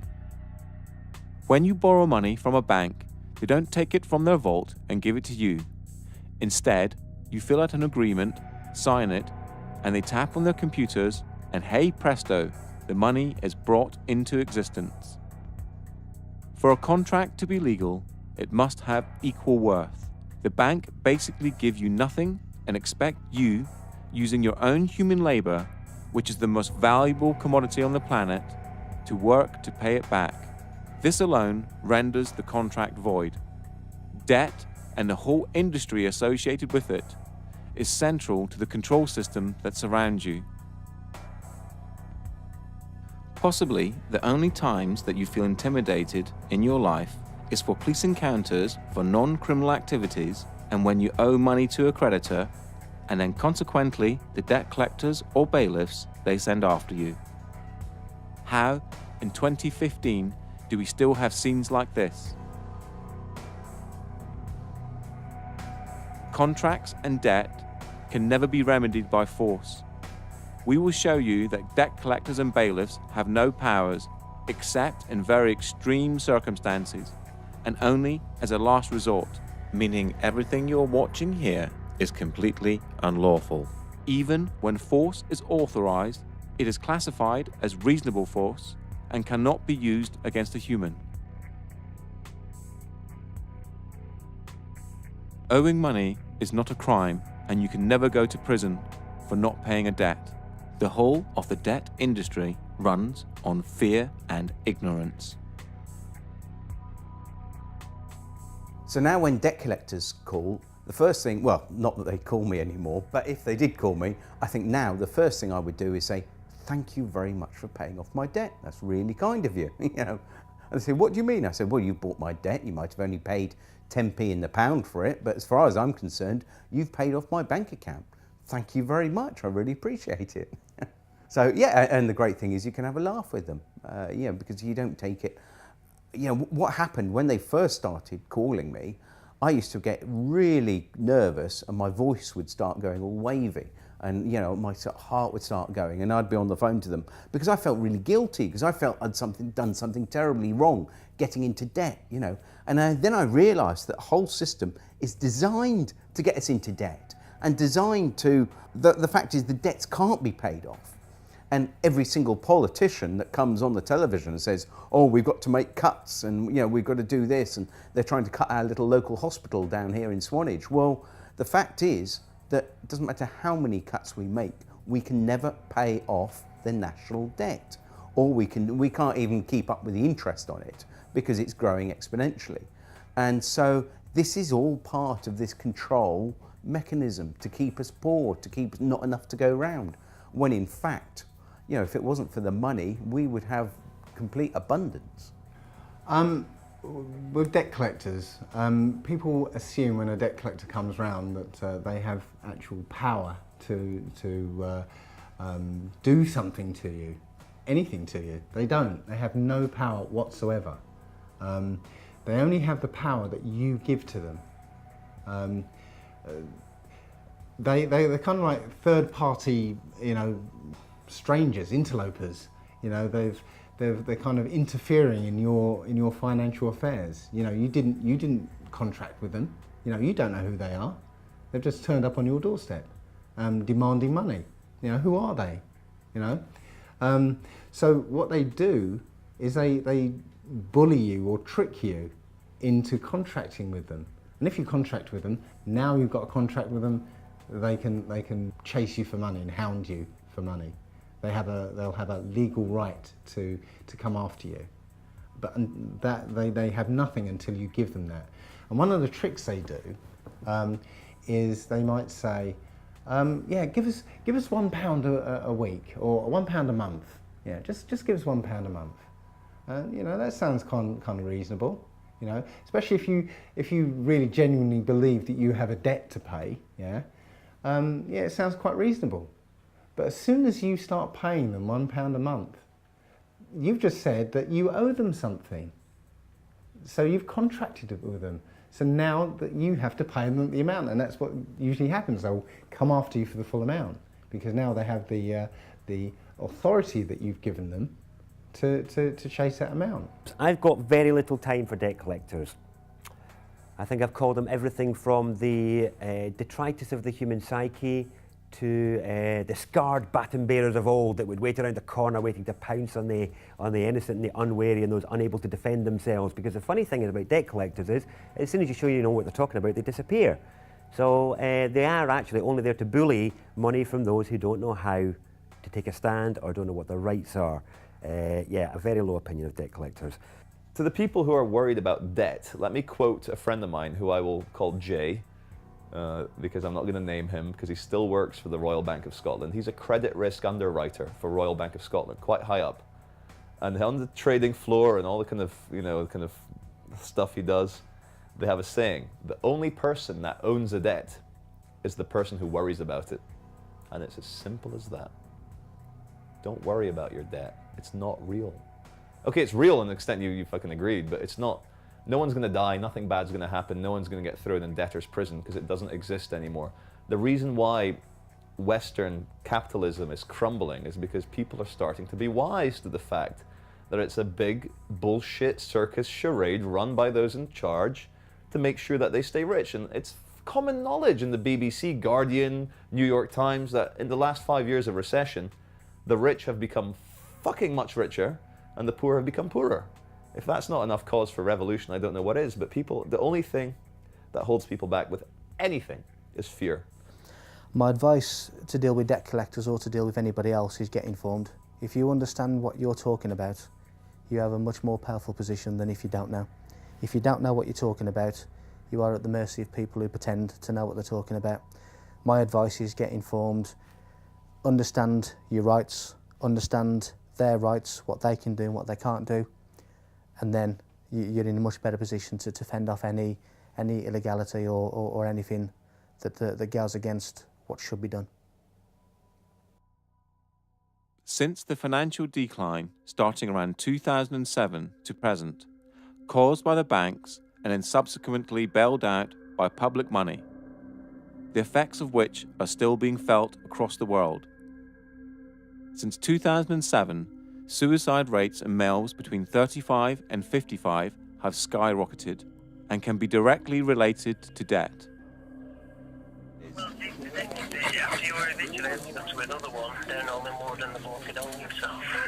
Oh, right. So you had to go to another eviction in Hollywood and the bloke had hung himself? Oh no! It's not good, is it? Really? It's not Seriously? good. Our heart goes out to Bloody everybody. hell. Everybody. Right, well, I'll just make this question. What are they doing to people? This is what's going on. Have you finished today? Also, suicide rates in postgraduate students has risen drastically and can be directly attributed to debt. Before we continue, you must realize that no one has power over you. The system that surrounds you is just an illusion, created by the mind of man. Owing money or breaching a contract can never be remedied by force. And in this game of cat and mouse, knowledge is your most powerful weapon.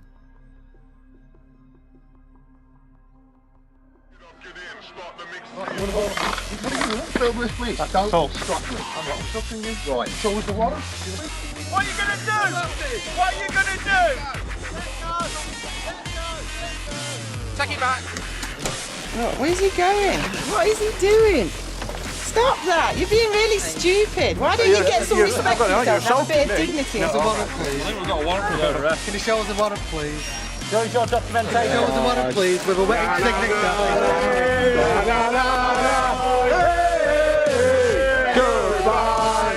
Okay, no, sorry, I'm just asking you as a human being to another human being, my dear. I just wonder what would motivate people to work for debt collection agencies. Because all you do is hassle poor people.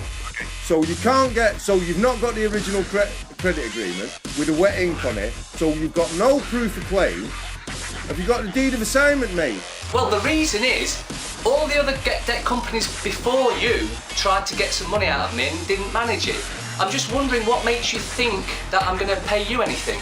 So what the council's done is handed it on to a different set of private bailiff called Marston, High Court Enforcement Officers and Certified Bailiffs. Right, I'll just tell you something now, right? Council tax, yeah?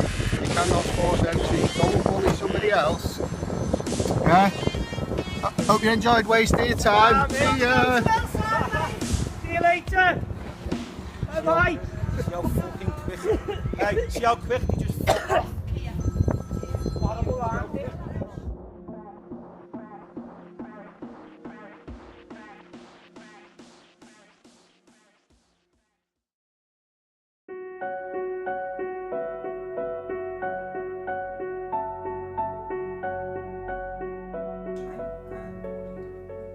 My name is John Witterick, and I have a website called getoutofdebtfree.org. And basically what we do, we help people realise that the whole banking system is basically fraudulent, and we offer them the tools to actually challenge a banking system and basically get themselves out of this fictitious debt. The services we offer are, we offer template letters. We also offer start off with, if you're working with debt collectors, if you're dealing with debt collectors, we've actually got a very simple way of dealing with them, which is basically a addressee not recognised, return to sender, because it will always have your name either in uppercase letters, or it'll have a title called Mr. or Mrs. And you can say, well, hang on, that's not me, I'm not the title. I don't spell my name in uppercase letters, so the addressee is not recognised. So that's one way. The other way we deal with the banking system or debt collectors is basically say, well, where did the money come from, and have I got a valid contract with you? And if I haven't, and if you can't prove that I have, then we are agreed to the following terms. And we send out a series of letters about 10 days apart. So, but it's, it tends to prove to be very successful. What it was, I used the method myself quite a few years ago, and was astounded how easily that actually these companies just gave up. And so all I did, I got a website together and actually shared this information. GetOutOfDebtFree.org is a site that has been set up to help people dealing with the agony of debt. And the template letters just need you to adjust a few details and they're ready to go. Get Out of Debt Free has already helped thousands of people to get out of debt, and the combined amount of money saved so far is over £12 million. And that's just from the people who have reported their success to the site. The forum is a large part of the site and is broken down into different sections such as bailiffs, debt collectors, credit card companies, etc. It is full of people who will fall over themselves to help you, and with a wealth of knowledge and experience that will make sure you are not alone. So the important thing is that you have to keep hitting the ball back in the net. What you're doing, whatever they send you, you have to reply to it and send it back. Now, after you've sent them the 3 letters, also what's included in the letters are a fee schedule. And the fee schedule says, well, look, every time you send me a letter, if we can't agree, if you can't prove that I owe you anything, then we're going to agree to the following terms. And, you don't call me anymore. And if you do, it's going to cost you this much. And every time I have to write a letter to you, it's going to cost you this much. So what you do, you send them the fee schedule. And of course, if they do send you anything or contact you, you then start totting it up. And after a while, what you do, you send them an invoice. And if they don't pay the invoice, you can then get onto the small claims court online and actually start, pursuing them for the money. So, what you've got to think is the only power they have over us is fear. Now, when the fear goes and you start challenging them, do you think they really want to deal with you if you're going to be invoicing when there's all these people go, oh, like I was, really nervous, and they're going, all right, well, I should owe them some money to get to the stage where, no, hang on, mate, you've actually sent me 3 letters. I actually charge £500 a letter now. That's 1,500 quid, plus the 2 phone calls at £100. So that, we're up to about 1,800 quid. So basically, when are you going to pay? How are you going to pay? Debt collectors, really, the common term that's used for them is a third-party intervener, which is you have an arrangement, or you had an arrangement with an organisation. Because that organisation have contracted with a third party, which is the debt collector, there's some implication that you have to deal with them. You don't. Nobody has any, you have no obligation to deal with them whatsoever, and they know it really. It doesn't matter how well they've been empowered by their company, you have no need to deal with them whatsoever. And as long as you're firm and clear about that from outset, then your relationship should go a little bit smoother. The other thing I would say is, first of all, in any interaction with any debt collector, at your first communication, let them know that you don't want to have anything to do with them for whatever motives or morals or ethics you feel. But also let them know that any future time they take of yours will be charged, and let them know that that is the terms of your engagement with them, and you can set your charges as you see fit.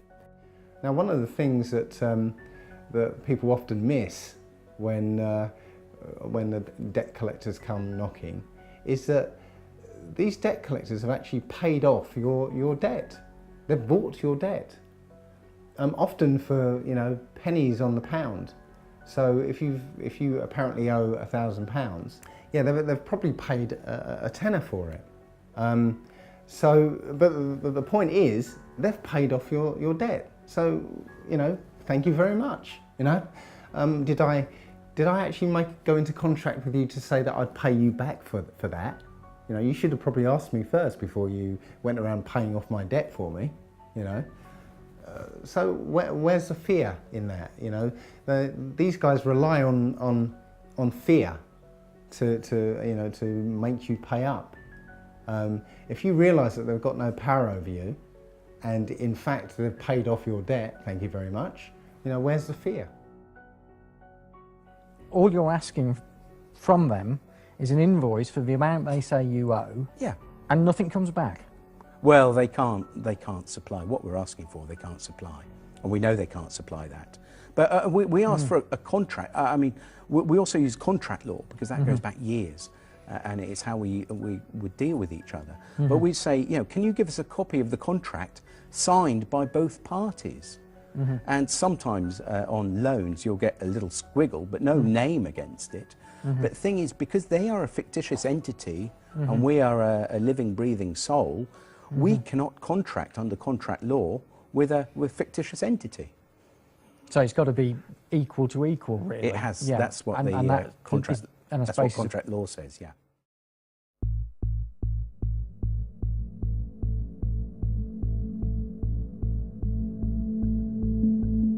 Debt collectors have no rights of entry. If they turn up at your door, they can only negotiate how you will pay, nothing more. If they make threats pertaining to more power than they actually have, then they are breaking the law. Normally sending the 3 letters as described in the previous section, plus an estoppel, is usually enough, and it works in nearly all cases. If an agent of a debt collection company turns up at your door, you do not have to deal with them unless you want to. The best thing to do is to not open the door and wait until they go away. If you open the door, go outside and close the door behind you. Take your phone and film the encounter. Tell them you do not want to deal with anyone at the door or over the phone, only by post. Ask them to leave your property, and if they don't, or make threats, call the police. They will have no warrants, so the police must ask them to leave, as it is a civil case. They have no power, only empty threats. We deal with bailiffs quite differently from how we deal with debt collectors. So if bailiffs suddenly say, oh, we want some money, the first thing we would do is, if normally they contact you by post first. And we would just make a differentiation. We're talking about not court bailiffs, but we're talking about private bailiffs. And so for banks and things like that, it's always private bailiffs. So court bailiffs are a little bit different and a little bit specialised. So, but if we're dealing with debts, as and the website is, we'd be talking about private bailiffs. Now, the thing is, they actually have very, very few powers, if any. So the first thing you do, you send them a removal of implied rights of access. So you send them a document you can download off the website, which removes their implied rights of access. Now, what you're doing, you're removing that common law right from the bailiff to be on your property, which means that as soon as he sets foot on your property, then he's committing a trespass, which you can then sue him for. So you make that very clear to him. You can then put that notice on the door or on a window so that it's visible when they actually come onto your property. That's the first thing you do. It's a good idea that everything you do, if they actually turn up at your property, the first thing you do, ideally if you've got a front and back door, you'd go out the back door, lock it behind you, okay, and then go round to the front and meet the bailiff. Make sure you have a camera at all times and view everything. Notepads are great. If you have a notepad and a pen as well, if there's 2 of you, one with a notepad and a pen, another with a camera, it automatically you're watching them. They realise they're being challenged, and that they can't push you about if you're recording everything, and you're well within your rights to do this. The other thing you ask them with the bailiffs, you always ask them, can I see a signed warrant from the court? Now, it has to be signed by an actual judge, not signed by anyone else. It is very unlikely they will have this, unless they have this and give it to you to read, and you can then read it through and take notes. But you can then say, right, I then want to contact the court and actually ensure that this person that signed it is in fact who they say it is. Otherwise you're here under false pretenses, and this is fraudulent. Very often, it's very rare that they actually have anything signed by a judge. So gentlemen, there's bailiffs on the doorstep, the concept of illegal debts, and how you actually deal with them when they're on your doorstep. So who'd like to take that? Well, first thing you've got to understand is that the standard bailiffs have no power whatsoever. They will tell you they can come in your property whenever they want and remove property. They cannot. They're like vampires. You have to allow them in once. If you've allowed them in, they can come back and possibly break into your property and remove it. If you don't let them in the first place, there's nothing they can do. My son was dealing with a particular bailiff called Equita, who were threatening to come around and remove his property. And he showed me the letter and he got a little worried because it says, we would prefer you to be there, but if you're not, we will remove property anyway. And just to put his mind at rest, I actually phoned up the bailiff and stated that they'd said they were going to come and remove property, to which they replied, yes, we can legally come and remove property because once we've had a walk-in possession order. Now, a walk-in possession order is when they've actually walked into your property and started jotting down what you've got. Right. If you never let them in the first place, they can't get in. And the bailiff admitted that if we've not entered your property, we cannot get in. Mm-hmm. One of the tricks they will do is try pushing past you. Right. If they touch you, that's assault. Call the police. What, just touching you? Touching you is assault. Okay. So they can't push their way in, force past you, that's assault. If they do that, call the police there and then. And they will back off, and also threaten them with a Form 4 warning, which you can send off to their certificating court, right. And they basically could lose a job for that. Right, I'm going to go. What are you doing? Film this, please. That's don't obstruct me. I'm not obstructing you. Right. Show us the warrant. Give us the keys. Show us the warrant. The warrant. Let me have a look at the warrant. Bring it 999, please. You can see it. 999. 999. You're not going in without a warrant. You don't tell me what to do. I will, I just did. Yeah, well, you're wrong. I'm wrong, am I? What am I wrong about? Where's your warrant? Go away. There. Where's your warrant? You got. Can you see that? Let me have a look at the warrant. How you doing? There. You're trying to be heavy here or something. You're trying to intimidate me. You know what said, you're trying to do? You said 6 times, can I see the warrant? There no, is no, the fucking I warrant. want to see the warrant. Hand me the warrant. You're not you having are it. here.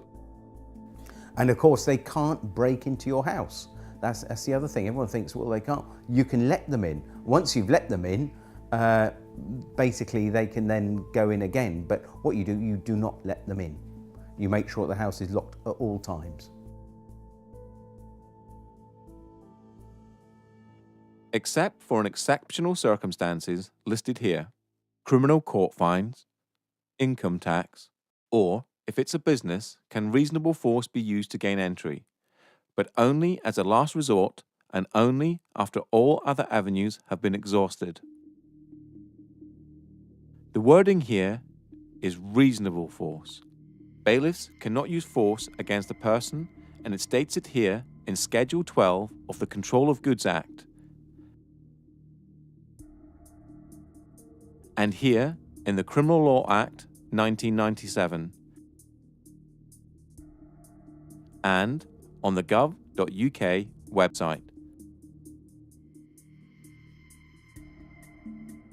The problems arise when bailiffs do not understand their powers and misinterpret the words of the acts, which is easy to do as they are so complicated. Bailiffs tend to pick the parts of certain acts that suit them best.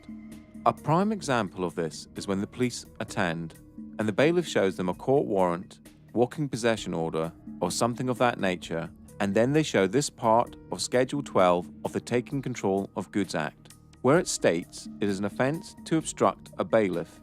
The police will state that they are there to prevent a breach of the peace, and if you obstruct the bailiff, they will arrest you to prevent that breach of the peace.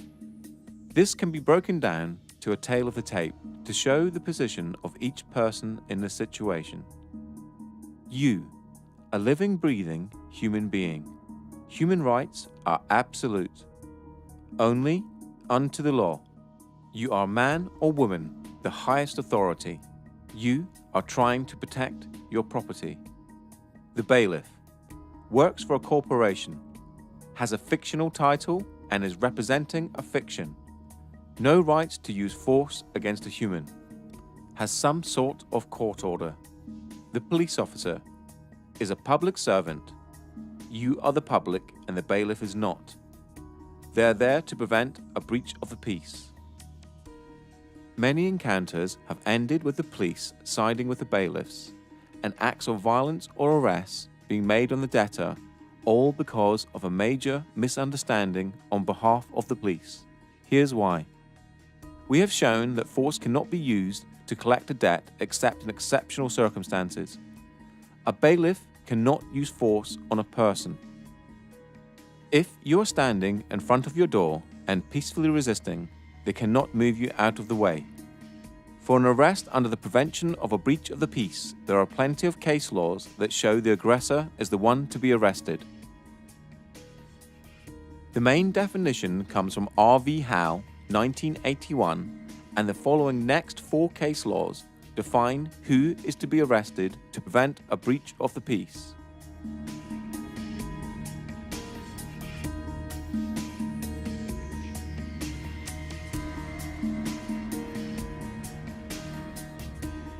You cannot be obstructing a bailiff from his duties, as using force on a human is not his duty. It seems trivial, but the law allows you to peacefully resist the possession of your home or property. If the bailiff is there for a debt or a non-criminal fine, such as a speeding ticket or parking ticket, then it is a civil matter and the police must be impartial no matter what the paperwork says. R.V. Howe, 1981, and Bibby v. Chief Constable of Essex Police, 2004, are now held as the authority for defining a breach of the peace.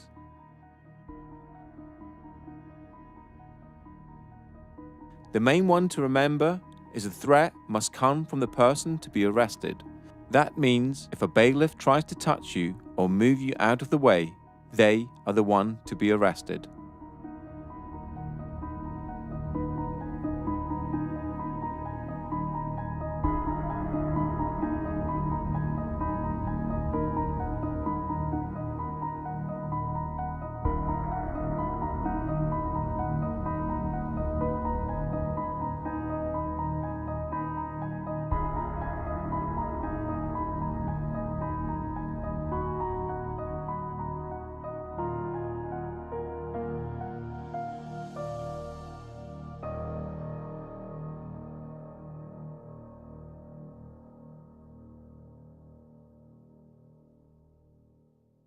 I'm talking to you. I'll help you up in court, mate. Oh, please do. Oh, I will do. What's your name? Higgs. H-I-G-G-S. First name, Paul. Date of birth, 5/9/55. I'm being intimidated and threatened. Your opinion is worth less than something I might trod on. What's the matter with you? How many of you are there? What's it got to do with you? Hello? You're committing trespass and fraud and theft on people. That's what you do for a job, and you should be disgusted with yourself. That's what you do for a job. You're a thief. Go away, you ain't having it. Too many fucking massacres today and more coming down. And Monet ain't even started. They're all tweeting or texting. With 200 people in the street. You haven't got the firm. Because we got the firm. Look how many fucking people. Yeah, we got it. Can we report a crime, please? These criminals here, please. These criminals are Constable. trespass on our land. And can you please explain that the evidence is not admissible if it's not signed? This is not signed, nothing's been signed, it's inadmissible. And you will be trespassing if you come on this property. You can't force your way into the property. What are you doing? You're breaking the law. No, you're breaking the law. We're filming you. Who are you? We want some ID, please. Some ID. We can have some ID. Why are you trying to force in here? What's going? That's a warrant of control for the unpaid penalty. And where's the magistrate's signature? Don't need a magistrate. Oh, yes, you do. So you can call the police if you wish. You both have no power here, so you should leave. Because we will ring the police. You can do that, but it will be deemed theft. Leave the land. Leave the land. Leave the land. Thank you very much. Leave the land, please. He's got no authority. He's a locksmith. Get him off the land. Thank you very much. You need to read this in relation to this eviction today. We're not allowed to use any force or violence, and that will be laid at Magistrates Court tomorrow for a summons against anybody here who authorises or who issues violence for this eviction. It's simply not allowed. I'm pretty sure of that. I'm pretty sure it's not just a job. Yeah, I'm sure it's vocational. You're doing the right thing. Yeah, you swore an oath to protect us as people, not to protect them, to protect us.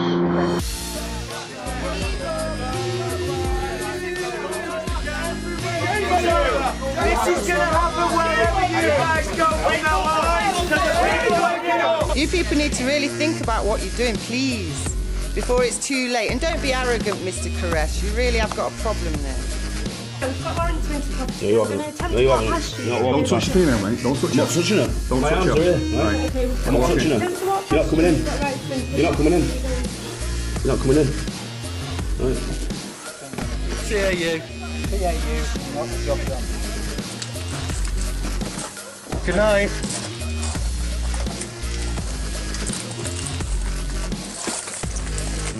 The law. He's a criminal. He's a trespass. Court by this is refusing to request a leave. by a sergeant.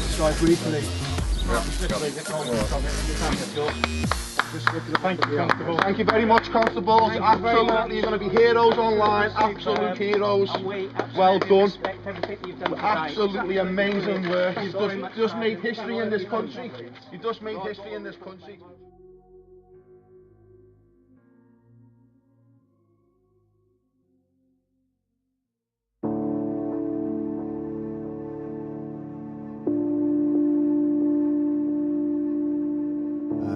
In this society, there is no way of actually living free at this point. I've had the idea to find some land somewhere, buy a piece of land and build my own house and live apart from the system. The system will not allow you to do that. They will come for you and kick you off your own land and force you to live the way they want you to live. What I feel is quite important is people need to get educated. People need to start waking up and realise what's going on around them. Generally, people tend to only give a damn really what's happening when it's actually on their doorstep and it's happening to them. But unfortunately, we can't wait for that to happen. We need to realise that we're all one and the same.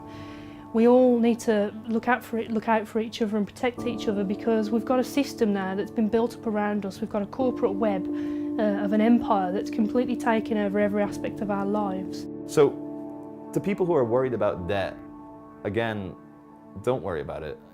You got family, you got kids, you got real problems in life. Worry about those. Debt is not something to worry about. Fair enough, some people have mortgages. But again, as I said earlier, you start dancing with the devil, you're gonna get burnt, You play with fire, you're gonna get burnt. You're gonna sign agreements that banks own your house, you're gonna get burnt if you don't pay that. But in terms of consumer debt, personal loans, unsecured debt, fuck it. Yeah, you won't be able to get a mortgage for 6 years. And who's got enough money to save up for a deposit for a mortgage? Anyway, I don't know. So just don't worry. Live in love.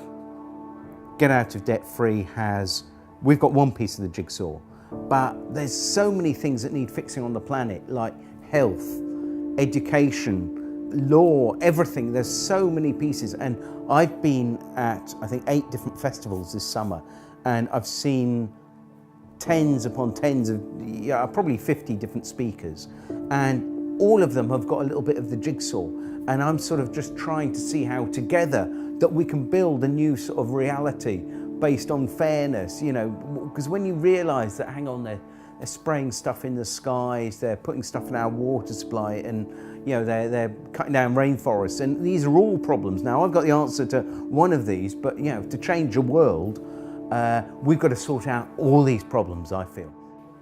The people stand above the government stand above citizens. And in America, we've taken the term citizen from them, but citizenship was actually created with the abolition of the slave trade. And it was so that slaves could be given the same rights as the free people, but without the same power. So the citizens were always going to be ascribed their rights and responsibilities by the government. And it was so that they could keep a finger on the ex-slaves. Whereas that's now been applied to everybody everywhere, and now obviously you have good citizenship classes at school, and citizenship is on the curriculum now. So all this is being not brought in for us, it's been brought in for a couple of generations' time, when it's totally normalised that everyone is a citizen who only has rights and responsibilities because the government gave them to them. And the standing as the people will be long forgotten by them. The sadness of this is that there is a lot of people out there that are involved in the commercial construct and are doing things every single day for one reason, that's basically to survive. So they have to go to work every single day and know that what they're doing is not moral. But they have to do it because they feel that there is no other way they can support their families. They are taxed to the hilt. Everything that they've got, they are threatened with its removal if they do not comply. That's a very, very sad situation, because that means that the human being is being controlled by a construct and can't escape that construct. And it gets worse day in, day out. They want a way out. Ignorance is our fault. Not being up to speed with what's going on is our responsibility. We're giving our power away to people who are using it against us. People need to understand. People need to wake up to what's really, really going on before it's too late. and stop looking at the mainstream media, stop looking at the mainstream newspapers, start looking at some information that's real and is relevant, because otherwise we're all going to be microchipped, we're all going to be controlled. We can barely do anything now, having to ask the government for permission to protest against the government. Our freedoms are being taken away by the day, and people are not noticing because they're being distracted with other things, from religions, from TVs, from celebrity gossip. We need to be adults about it, we need to open our eyes, and we need to really, really see what's happening. Otherwise, we're going to be in the middle of this new world order, this complete one system of control, and we're all just going to be barcodes. And that's the way it's going, and that is the true reality of the world that we're living in at the moment. 5 years ago, when I was looking for letters to actually send to the banks, there was nothing on the internet. Nobody was like talking about this apart from Mary Elizabeth Croft, who I based our letters on. And I thought, oh, this is wonderful. And I was thinking there must be template letters out there for, after the book that she'd written. There was nothing. Now we've got websites and forums and loads of different letters out there for dealing with banks and debt collectors. So that's how far in the last 5 years consciousness has shifted. People are waking up. Now when we hit the 100th monkey effect, that's when everyone wakes up. It's like a new film that's like no one has heard of, and then suddenly it breaks through and everyone's talking about it. And I feel that people suddenly realise, my goodness, we've been had by the banks, the governments and the corporations, and with endless war, with endless poverty, and keeping us on that treadmill.